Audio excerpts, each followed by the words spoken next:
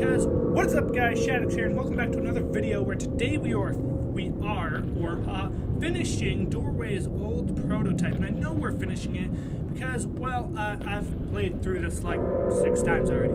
Unfortunately, oh man, I've had to go through the beginning part every single time too, because something's always gone wrong with the video. And now we have better sound quality, voice-wise, of course, and now we have better video quality in general. As you can see, we're using Bandicam up in like one of the top of the screen, somewhere over in this direction or that direction, one of those directions, and we can only record up to 10 minutes of video, but I'm going to kind of avoid doing that by taking 2 some odd amount of long videos before 10 minutes and just cropping them together. And this, I did not notice this last time we played. You've jumped down here and, oh, I fell to my death. See you later. But yeah, I didn't notice there was more to this game because you jumped down here.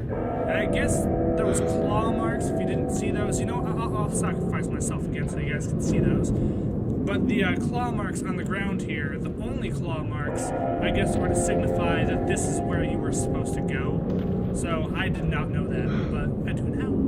Okay. And then something else I realized is you can't jump from here straight down to there. You actually have to jump on this little pillar, because if you try jumping from there to, like, the ground, you should just straight up die, as if that's fair. And then we go into a little loading screen right here.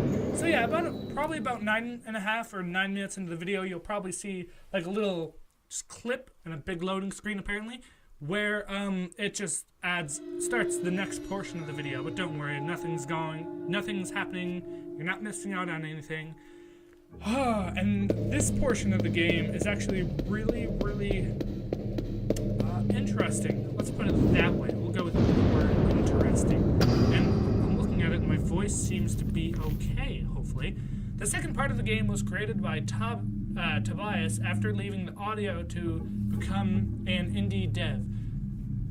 Okay, that's why all of the art visuals here were placeholder. I don't know what that means. But at the same time, the original idea expanded to include creatures. At that time, this edition was influenced by Amnesia: The Dark Descent by Frictional Games. Oh, that's cool. I didn't know this was inspired by Amnesia. That's actually pretty awesome. And yes, this is the first time I'm actually reading any of these. Avoid this guy. I remember this part. This is kind of annoying because you can't touch the little cracks or he chases after you, and he runs much faster than you can run. So that's kind of annoying, but we can avoid him all the same. Doesn't matter. Just gotta walk around him. The other ones are a lot more difficult, unfortunately. Ooh, more papers. The papers are actually really interesting. They tell a really neat story about how the game was developed and stuff. As you can see, the scenario and situations in the original game were a lot more twisted and surreal than the one from the final titles. That's why one of the first names for the early prototype was Twisted. Well, that's kind of cool. It was called Twisted before. I can see why, actually. Onward. Oh yeah, I'm wearing a jacket, by the way. It's like 60-something degrees in here. 60, 61. I have a little thermometer thing down there. And this little step here, apparently, brings this guy. Oh god, that crackling sound is so weird.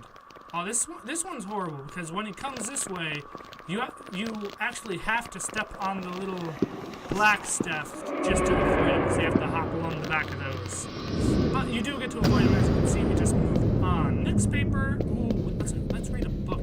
I signed up for that. The original story was about a man who was trying to redeem himself. He was a lost soul running to escape from his dark places. That makes sense, I can see that. That's a reason for the game to also get a temporary name like the Fath. What? Fath?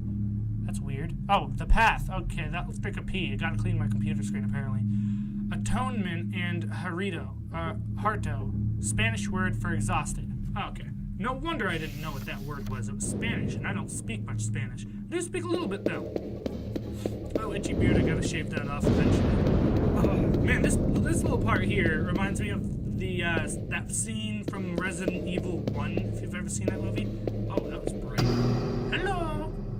Oh yeah, we gotta go this way. This part's kind of annoying, just because, for one, the jumping's all weird, and for two, this little bit here at the end, you don't really know where to go, because it's so hard to see, but there's a little platform down here. It took me like 5 minutes to find that the first time I played this. And yep, don't jump straight down, you'll die, so you have to come over here. Yeah, how far you're allowed to fall is kind of weird in this game. Oh god, and how far you can actually jump is pretty weird too. Oh man, these jumps are sometimes pretty difficult to make. And I seem to double jump a lot by accident. Or I say double jump, but I mean like jump, land, and then jump again by accident. And that just kind of throws me off the edge, and then I fall to my death. And that's always fun. We all love falling to our death, don't we? All the way up the stairs. Do I go to that one over there? You guys can probably hear my mouse hitting like my desk. I got a much bigger desk, by the way, now. I have a much better setup. It's like twice the size of my old setup. So I have room for like all 3 of my monitors, and I have room to not even make that jump. Did you see that? I might make a vlog of some kind just kind of showing you my setup at some point or another, but it's a lot nicer, I think. I now have, well, I say 3 monitors, but it's really my laptop, a second monitor, and then a television, so. Oh, don't jump over here. That'd be horrible. Jump! Oh, I almost missed that. Oh, I hate this one. Oh, man.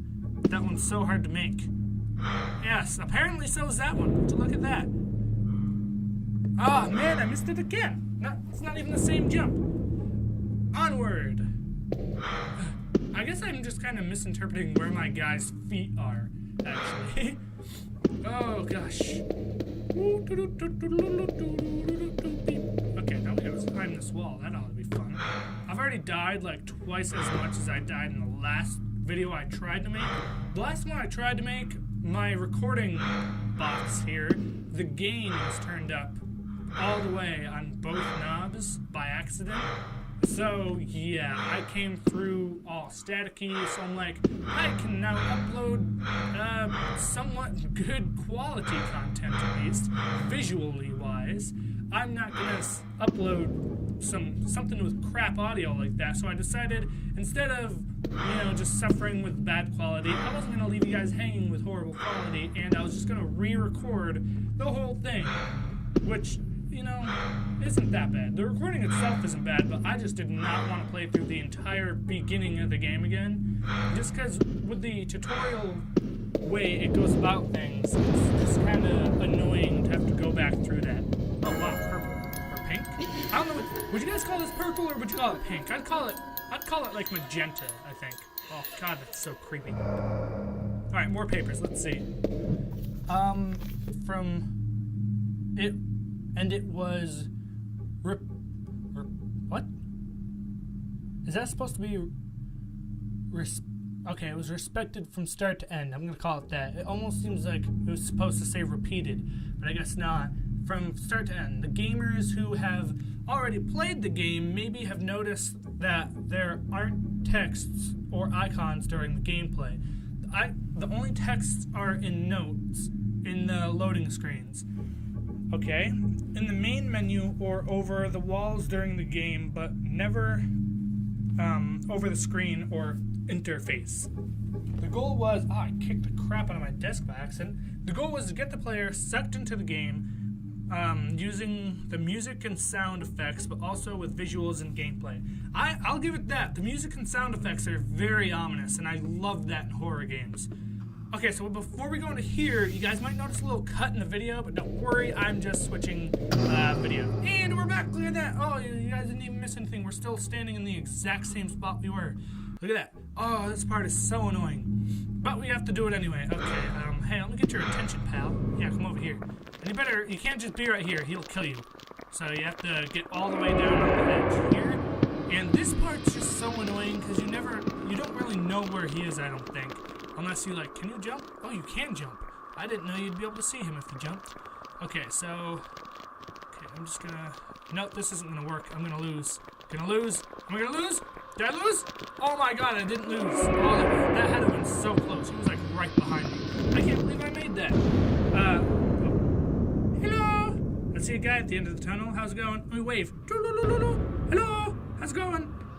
Oh god, those sounds are so creepy. If I had my headphones plugged in, that would be so much worse. Now this part is just scary because it just starts charging at you. but don't worry, you don't have to do anything. You don't even have to touch it. You just walks right by him. Like, haha, you missed. And then he just runs off the edge for some odd reason.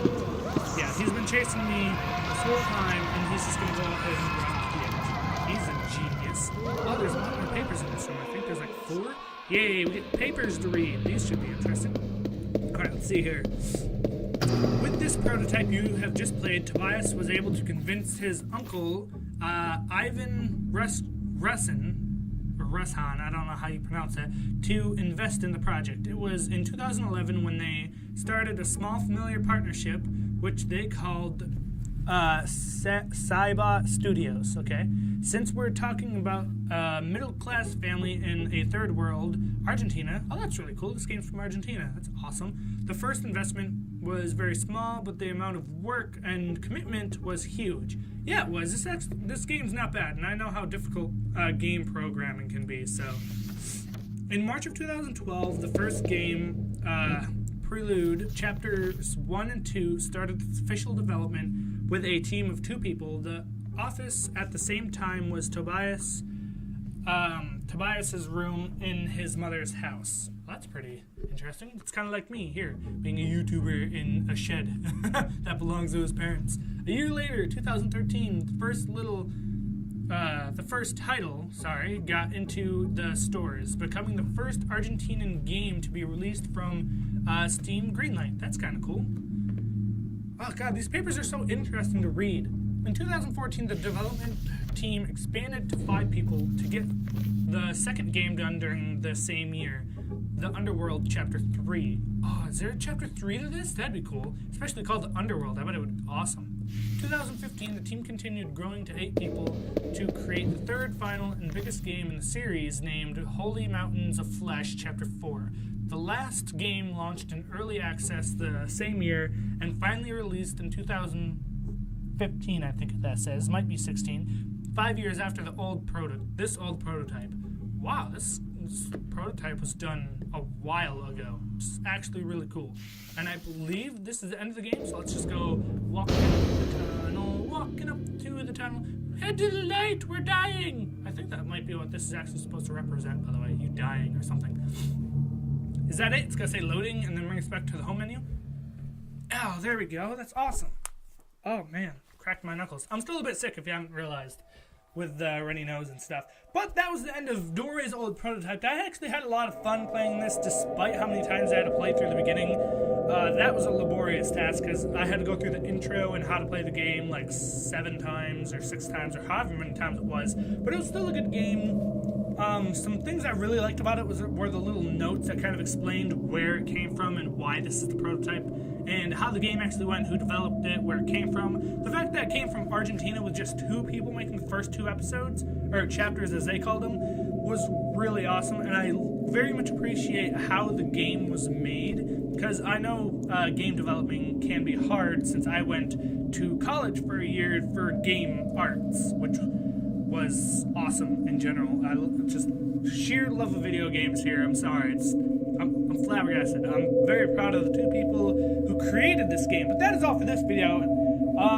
I'm gonna come up with a new outro. Actually, I think with all the new available content I can do now with the better quality and stuff, I need a better quality outro. Especially since I have an outro like little end clip for you guys now, which is pretty cool. I love it. I love the song that's there. It's a Japanese song. The link is going to be in all of my descriptions from now on, obviously, because it has to be, or I get copyrighted, which is fine. I love giving credit to people whose original thing it is. But that is all for this I said Minecraft. Wow, this isn't even a Minecraft video, but my new outro, what should it be? Alright, I think my new outro is going to be this. I'd like to thank all you guys for watching, and I will see you all next time at Shaddix Nation, where the family tries, thrives, and stays alive. Peace. Was that good? I think that was a pretty good outro. I love it. Alright, peace.